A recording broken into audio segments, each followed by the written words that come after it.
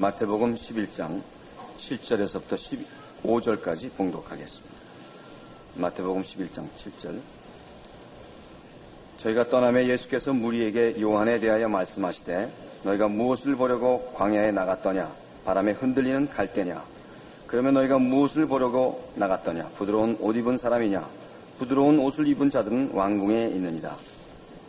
그러면 너희가 어찌하여 나갔더냐? 선지자를 보려더냐? 옳다, 내가 너희에게 이르노니 선지자보다 나은 자니라. 기록된 바 보라, 내가 내 사자를 내 앞에 보내노니 저가 내 길을 내 앞에 예비하리라 하신 것이 이 사람에 대한 말씀이니라. 내가 진실로 너희에게 말하노니 여자가 낳은 자 중에 세례 요한보다 큰 이가 일어남이 없도다. 그러나 천국에서는 극히 작은 자라도 저보다 크니라. 세례 요한의 때부터 지금까지 천국은 침노를 당하나니 침노하는 자는 빼앗느니라. 모든 선지자와 및 율법에 예언한 것이 요한까지니 만일 너희가 즐겨 받을진대 오리라 한 엘리야가 곧 이 사람이니라. 귀 있는 자들은 들을지어다. 세례 요한은 예수님의 평가에 의하면 여자가 낳은 자 중에 가장 큰 자고, 그럼에도 불구하고 천국에서는 극히 작은 자보다도 못한 자라 하는 평을 받았습니다. 어떤 의미에서 세례 요한은 큰 자며 어떤 면에서는 그가 가장 작은 자가 되느냐 하는 이 문제는 세례 요한의 위치를 이해하는 데 필요하고, 또 오늘날 우리가 하나님의 백성으로 그 신앙생활을 하는 데 있어서도 아주 중요한 시각을 깨우쳐 줍니다. 요한의 위대함은 그의 개인적인 자격이나 소양을 평가해서 하는 얘기가 아니고, 그가 맡은 사역이 이 가장 위대하고 영광스러운 메시아와 메시아의 왕국을 소개하는 사역을 맡았다는 점에서 그가 큰 자라는 평가를 받는 것입니다. 구약의 모든 선지자들이 하나님의 종으로서들 하나님의 말씀을 대언하며 그 뜻을 선포하는 일을 맡습니다. 그들이 하나님께서 전하라 하는 말과 가서 외치라는 그 선포할 내용들을 맡는데, 그 내용 중에 세례 요한이 맡은 내용보다 더 큰 것이 없다 하는 의미에서 세례 요한은 여자가 난 자 중에 가장 큰 자라 하는 평가를 받는 것입니다. 그럼에도 불구하고 그가 천국에서는 지극히 작은 자보다 작은 자라는 평가를 받는 이유는, 그가 비록 메시아 왕국을 소개하며 메시아 왕국을 앞서서 그 길을 준비한 자이기는 하나, 그가 메시아 왕국에 속해 있지는 않다는 것 때문에 그렇습니다. 다시 말하면 메시아 왕국, 예수 그리스도로 말미암아 세워지는 나라, 영원한 나라로 볼 때는 하나님 나라요. 이 땅에 이미 실현된 예수 그리스도로 말미암은 이 나라는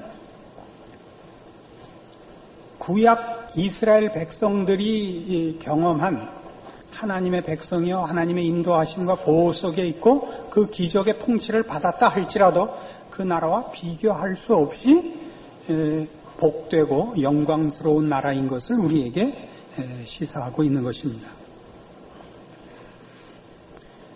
요한은 어쨌든 옛 질서에 속한 자입니다.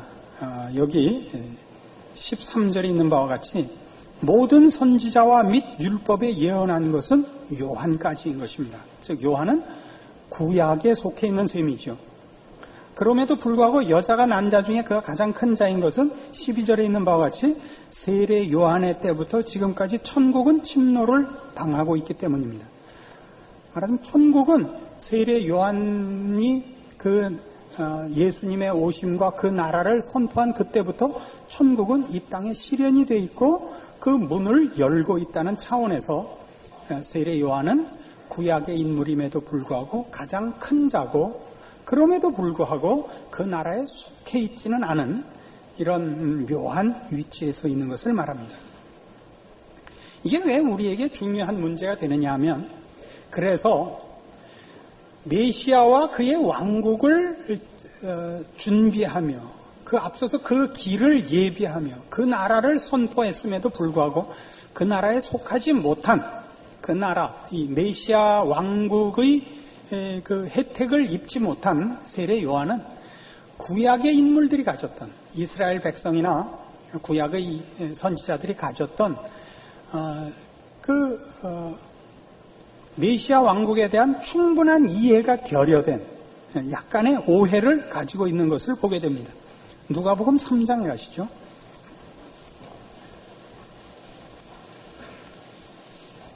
누가복음 3장에는 세례 요한의 사역이 기록되고 있는데, 그가 이 예수 그리스도의 사역과 또 그가 세울 메시아 왕국을 어떻게 이해했나 하는 것을 알아볼 말씀들이 여기 등장합니다. 누가복음 3장 7절, 요한이 세례받으러 나오는 무리에게 이르되 독사의 자식들아, 누가 너희를 가르쳐 장차 올 진노를 피하라 하더냐. 여기서 보는 바와 같이 그는 메시아 왕국의 큰 특징을, 가장 중요한 그 특징을 심판으로 보고 있습니다. 9절, 이미 도끼가 나무 뿌리에 놓였으니 좋은 열매 맺지 아니하는 나무마다 찍혀 불에 던지우리라. 이것도 심판입니다. 16절, 요한이 모든 사람에게 대답하여 가로되 나는 물로 너희에게 세례를 주거니와 나보다 능력이 많으시니가 오시나니 나는 그 신들매를 풀기도 감당치 못하겠노라. 그는 성령과 불로 너희에게 세례를 주실 것이요 손에 키를 들고 자기의 타작마당을 정하게 하사 알곡은 모아 곡간에 들이고 쭉정이는 꺼지지 않는 불에 태우시리라. 여기도 심판입니다. 세례 요한이 메시아 왕국을 심판으로 이해하고 있는 것은 이스라엘 백성들이 어떻게 메시아를 기대하고 있었느냐와 일치하는 것이요, 우리에게 그들이 가졌던 생각을 이해하는 데 도움이 됩니다. 세례 요한이나 이스라엘 백성들은 메시아 왕국이 새로운 그 백성을 만들어낸다는 데 대한 생각은 전혀 없었습니다. 메시아 왕국의 시민은 자신들이라고 믿고 있었기 때문입니다. 그러니까 메시아가 오셔서 할 일은 뭐냐면 그 나라에 속한 백성들, 즉 자기들을 하나님의 그 복을 받도록 하시는 분이라고 기대를 하고 있고, 저들이 지금 하나님의 복을 누리지 못하는 가장 큰 이유는 저들에게서 평화와 행복을 빼앗고 있는 대적들 때문이라고 이해하고 있는 것입니다. 그러니까 메시아는 이 메시아 왕국의 시민들인 이스라엘 백성들의 평화와 행복을 주기 위하여 그들의 평화와 행복을 저해하고 있는 적대 세력들을 깨뜨리는 힘의 사자일 것이라고 기대하고 있는 것입니다. 그럼 거기에 왜 회개가 촉구되고 있느냐? 여러분, 그 구약을 보시면 이스라엘 백성은 하나님의 백성이고 하나님에 의하여 보호받으며 복을 받고 있습니다. 근데 저들이 이방 민족에 의해서 그 공격을 받거나 혹 저들의 지배를 받는 일이 생기는 것은 언제나 이스라엘 백성이 하나님 앞에 범죄하여 하나님께 벌을 받을 때 일어나는 현상입니다. 이방 민족이 이스라엘 백성을 침노하거나 공격하여 승리하는 것은 하나님이 그의 백성들의 죄를 인해서 이스라엘 백성을 적국에게 말하자면 넘겼을 때 일어나는 일이기 때문에 세례 요한은 하나님의 백성이 복받기 위하여 저들이 먼저 회개하고 하나님께 순종할 것과 함께, 그래서 당연히 결실될 평화와 행복을 위하여 하나님께서 이제 당연히 적국을 깨뜨릴 거라고 기대하고 있는 것입니다. 그런데 이렇게 기대하고 있는 메시아가 실제로 오셔서 하신 일이 뭐냐? 그가 건설한 메시아 왕국의 특징은 무엇이냐 할 때 그건 심판이 아닙니다. 이게 이제 세례 요한이 모르는 부분이죠. 이것은 사도 바울에 의하여 신약 서신서들에 아주 자세하게 설명되어 있습니다. 에베소서 2장에 가보십시다. 우선 우리가 이해해야 할 것은 메시아 왕국의 시민들이 누구냐 하는 것부터입니다. 에베소서 2장 11절입니다. 그러므로 생각하라. 너희는 그때 육체로 이방인이요 손으로 육체에 행한 할례당이라 칭하는 자들에게 무할례당이라 칭함을 받는 자들이라. 그때 너희는 그리스도 밖에 있었고 이스라엘 나라 밖의 사람이라. 약속의 언약들에 대하여 외인이요 세상에서 소망이 없고 하나님도 없는 자이더니 이제는 전에 멀리 있던 너희가 그리스도 예수 안에서 그리스도의 피로 가까워졌느니라. 그는 우리의 화평이신지라. 둘로 하나를 만드사 중간에 막힌 담을 허시고 원수된 것 곧 의문에 속한 계명의 율법을 자기 육체로 폐하셨으니 이는 이 둘로 자기 안에서 한 새 사람을 지어 화평하게 하시고 또 십자가로 이 둘을 한 몸으로 하나님과 화목하게 하려 하심이라. 원수된 것을 십자가로 소멸하시고 또 오셔서 먼 데 있는 너희에게 평안을 전하고 가까운 데 있는 자들에게 평안을 전하셨으니 이는 저로 말미암아 우리들이 한 성령 안에서 하나님께 나아감을 얻게 하려 하심이라. 요한이 잘못 생각한 것, 또 이스라엘 백성 모두가 오해했던 것은 뭐냐면 자신들이 하나님의 유일한 백성이라고 믿었고 그래서 메시아가 오셔서 하실 일은 자기네들을 복을 얻게 하고 평화를 얻게 하기 위하여 저들을 대적하는 세력을 무찌르는 일이라고 생각하고 있었습니다. 그러나 정작 예수님께서 오셔서 한 일은 뭐냐면 첫째로 한 일이 이 메시아 왕국, 하나님의 나라의 백성을 불러내는 일이었습니다. 이스라엘 백성은 하나님의 백성들이라는 것을 주장할 권리가 아무데도 없다는 사실이었습니다. 우리 모든 인류는 민족과 인종의 차별 없이 모두가 죄 아래 있었고 예수 그리스도로 말미암아서만 죄와 사망에서 구원함을 얻으며 하나님의 백성이 된다는 사실이었습니다. 그래서 메시아가 오셔서 하셔야 할 일은 심판이 아닌 것입니다. 대적의 세력을 깨뜨리고 물리쳐 하나님의 백성을 보호하는 일이 아니라 먼저 하나님의 백성을 불러내는 일이었던 것입니다. 메시아에 대한 기대가 이스라엘이나 세례 요한이 가졌던 것 같이 자기네들을 하나님의 백성으로 설정해 놓고 메시아의 역할을 생각하는 이런 식으로는 메시아의 사역을 이해할 수가 없었던 것이죠. 오신 메시아는 먼저 모든 인류를 죄와 사망에서 구해내는 십자가를 지는 일이었습니다. 그리고 나니까 이제 메시아가 하실 일이 뭐냐 할 때 그가 하나님의 백성을 불러내는 일이요 불러낸 하나님의 백성을 완성하는 일이라 하는 것이 사도 바울이 깨우친 것입니다. 에베소서 3장입니다. 바로 그 뒤 이어서 에베소 3장 1절 이하의 말씀을 봅시다. 이러함으로 그리스도 예수의 일로 너희 이방을 위하여 갇힌 자 된 나 바울은 너희를 위하여 내게 주신 하나님의 그 은혜의 경륜을 너희가 들었을 터이라. 곧 계시로 내게 비밀을 알게 하신 것은 내가 이미 대강 기록함과 같으니 이것을 읽으면 그리스도의 비밀을 내가 깨달은 것을 너희가 알 수 있으리라.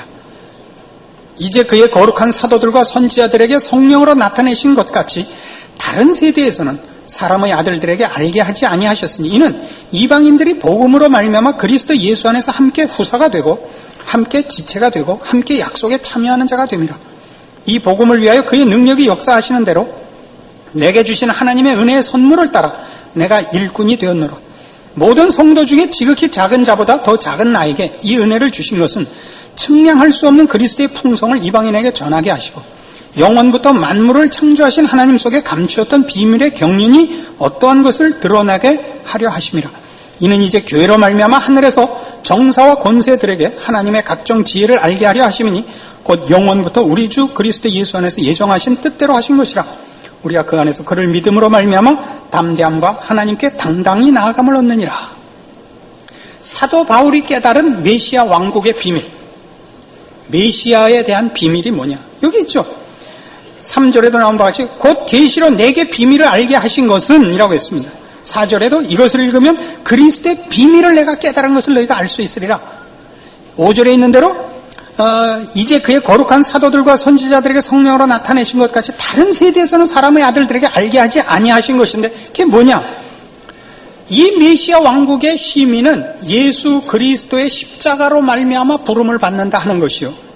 그 십자가로 부름받은 메시아의 시민들은 예수 그리스도를 머리로 하는 그의 몸된 교회로 완성된다 하는 것입니다. 9절부터 다시 봐요. 영원부터 만물을 창조하신 하나님 속에 감추었던 비밀의 경륜이 어떠한 것을 드러내게 하려 하심이라. 이는 이제 교회로 말미암아 하늘에서 정사와 권세들에게 하나님의 각종 지혜를 알게 하려 하심이라. 그리스도의 비밀, 메시아의 사역의 그 영광이 뭐냐? 그로 말미암아 그가 십자가를 지심으로 그 나라의 백성을 만들어내신다는 사실이요.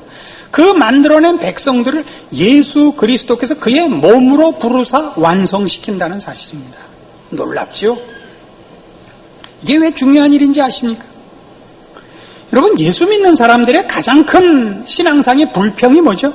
이 세례 요한이 메시아 왕국을 기대한 식으로 이해하는 겁니다. 나 예수 믿었습니다. 나 하나님의 백성입니다. 그러니까 오셔서 심판해 주십시오요. 뭘 심판? 나를 반대하고 나를 괴롭히는 모든 것을 물리쳐 주십시오, 이거죠. 나 예수 믿었어요. 나 기도했어요. 나 봉사했어요. 나 헌금했어요. 하나님 뭐 하고 계세요? 이게 모든 성도들의 불평이죠. 내가 뭐 큰 거 해달래? 감기 하나 떨어뜨려 달라는 것도 안 해주시게. 이거예요. 밤낮 불평이. 뭐 누가 좋은 대학 붙여달라. 서울에 있는 대학만 붙여달라고요. 우린 세례 요한인 거예요. 예수님이 오셔서 하는 일이 뭔지를 모르는 거예요. 그게 뭐라고요? 우리를 죄와 사망에서 꺼내 하나님의 백성 되게 한 게 끝이 아니라니까요.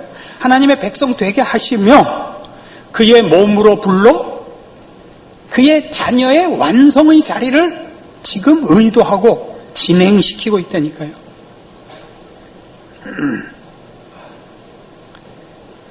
에베소서 1장에 가면 이렇게 나와요. 17절 이하를 보세요.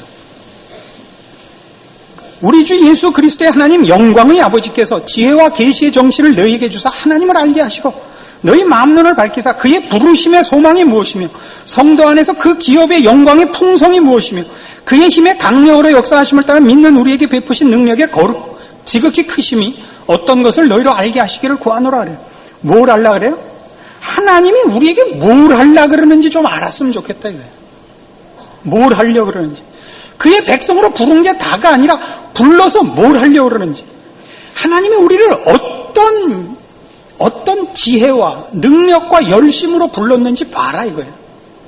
우리를 하나님의 백성 만들기 위해 예수를 십자가에 못 박고 그리고 어떻게 했냐. 그를 우리의 머리로 주셨다는 거예요. 20절.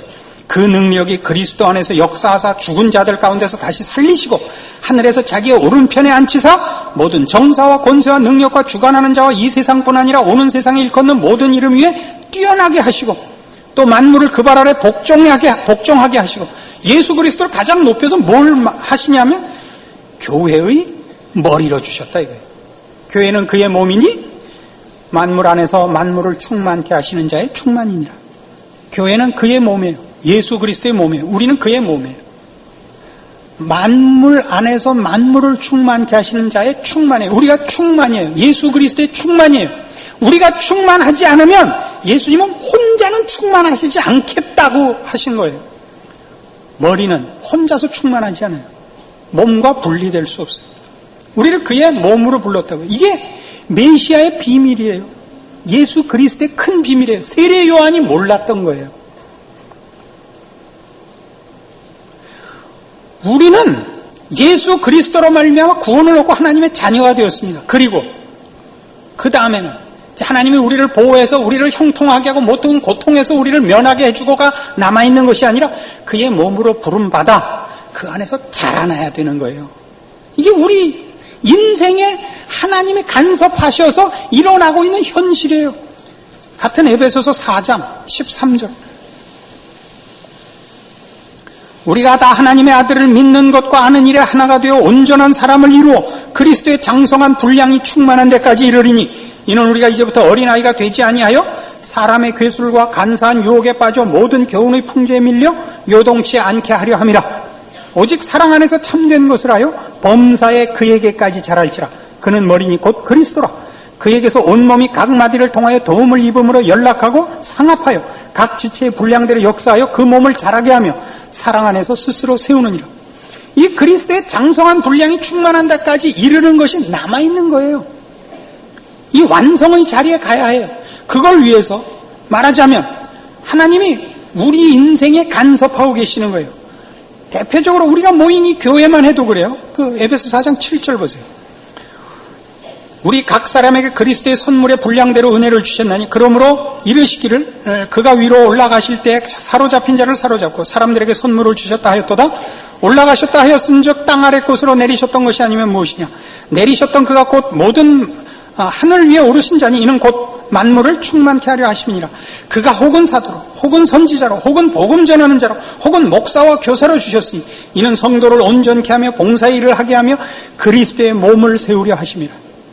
여기도 여러분 이런 걸 붙이셔야 돼요. 사도와 선지자와 복음 전하는 자와 목사와 교사 말고 여러분 인생의 모든 것, 여러분 자녀, 여러분의 허락한 나라, 시대, 이웃, 여러분이 여러분의 현실 속에서 부닥치는 모든 일들, 무슨 사업, 친척, 친구, 일어나는 모든 사소한 일, 이 모든 것은 다 그리스도의 몸을 세우기 위해서 하나님께서 여러분에게 허락한, 여러분을 완성과 영광으로 인도하기 위하여 하나님의 지혜와 능력으로 준비한 과정인 것입니다.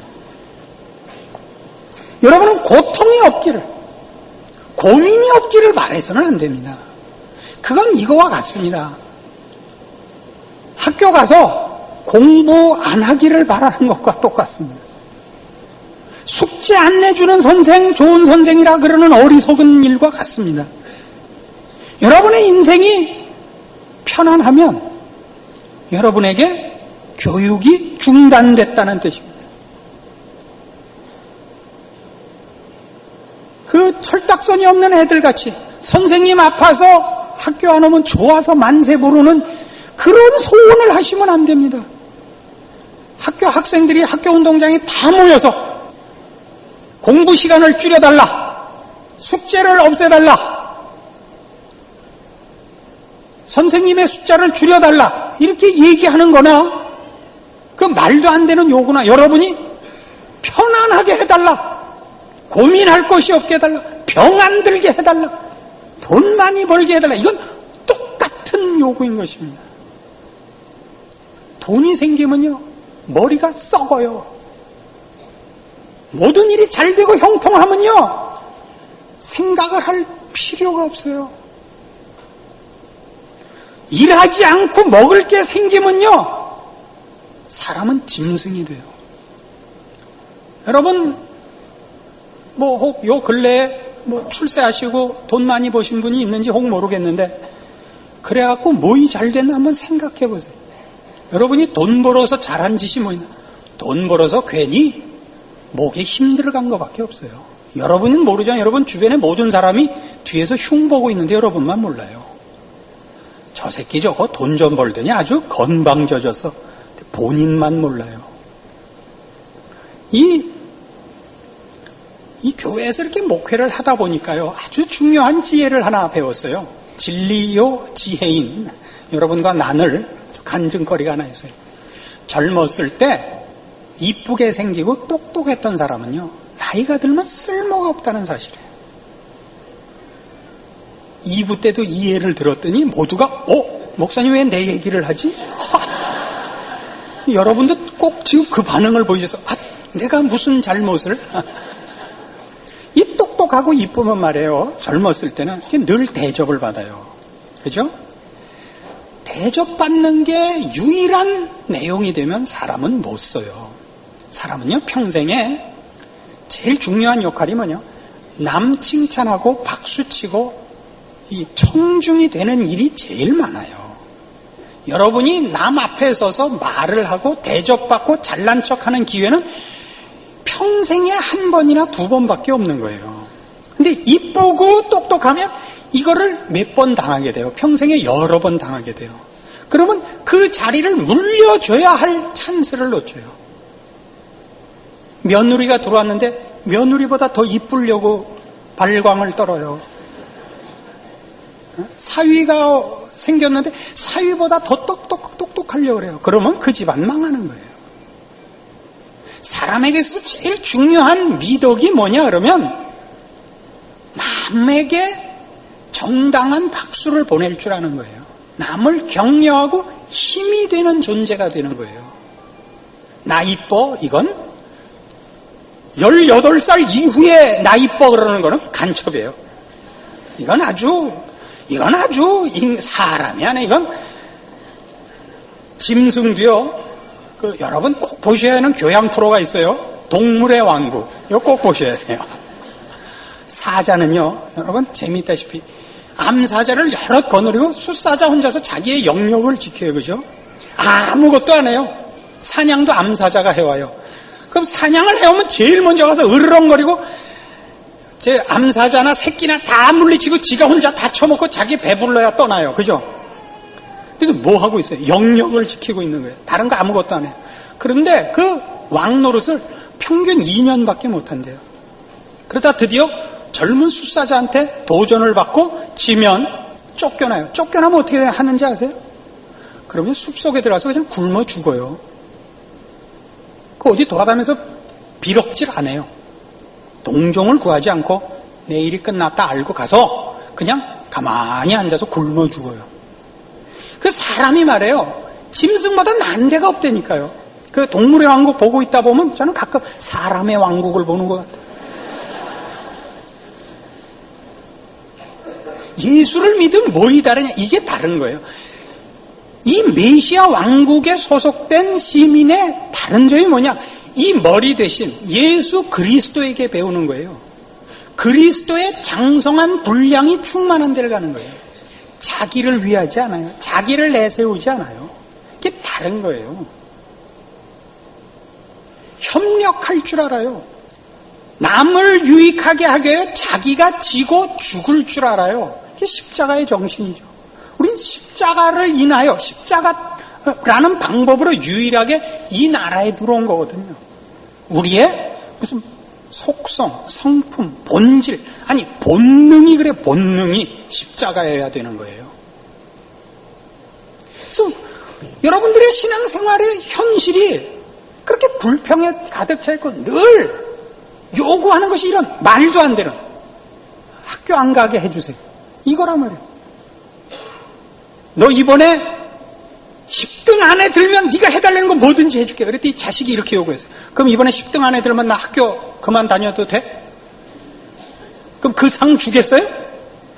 그건 그냥 죽여야 돼요. 그냥 더 데리고 있어봤자 그건 뭐 어떻게 안 될 텐데 너 평생 살아서 우리 둘이 서로 왼수지고 싸우고 그러니 이 독약을 타갖고 이렇게 해가지고 야 재수 없는 놈이 먹은 놈이 죽자. 이게 나아요. 더 키워봤자 뭐 하겠어요. 여러분이 계속 와서 목사님 제가 뭘 하면 형통한 길을 하나님이 주실까요? 그럼 집사님 이리 오세요. 독약 하나 사와요. 자 골라서 집사님 먼저 고르셔. 먹고 재수 없는 놈 좀 먼저 죽읍시다. 이럴 수밖에 없잖아요. 그래 안 그래요? 지금 양심은 찔리지만 아닌 것 같이 웃고 있는 거죠. 여러분 예수 믿은 게 뭔지 하나님의 백성으로 부름받은 게 뭔지 좀 제대로 좀 아시고 그 백성다워 여러분의 진정한 복과 가치와 그 영광을 위해 기도하는 좀 생각을 하시는 신자가 되어주시기 바랍니다. 그럼 여러분의 신앙 현실은 참 신날 겁니다. 사는 맛이 날 겁니다. 여러분이 싸워도요, 상대방이 이게 저항이 있어야 싸울 맛이 나는 거예요. 안 그래요? 이 세상도 이렇게 여러분이 미워서 딱 째려면 싹 녹아버리고 누구를 따뜻한 눈으로 딱 쳐다보면 그냥 몸뚱 아래 전부 금으로 변하고 그런 건 무슨 재미예요? 생각하고 갈등하고 결정하고 하는 게 없으면요, 그건 인간이 아닌 거예요. 그건 그건 무슨 마술이죠. 인간이 인간다운 그 가치와 그 존재의 무슨 영광이 없는 거예요. 깊이 이 말들을 새기셔서 신자된 자랑, 하나님의 백성된 값을 여러분 제대로 누리시는 여러분의 신앙인의 존재와 현실이 되기를 바랍니다. 기도하십시다. 하나님 아버지 은혜를 감사합니다. 우리는 하나님의 백성이요 그 자녀입니다. 우리 주 예수 그리스도를 닮도록 되어 있습니다. 이 영광과 이 복과 이 자랑을 놓치지 말게 하시고 우리가 우리의 인생살이와 인생의 노정에서 당하는 모든 어려움들이 우리를 만들어내는 값지게 하고 영광스럽게 하는 하나님의 손길인 것을 기억하고 믿음으로 승리하는 자들 되게 하옵소서. 예수님 이름으로 기도합니다. 아멘.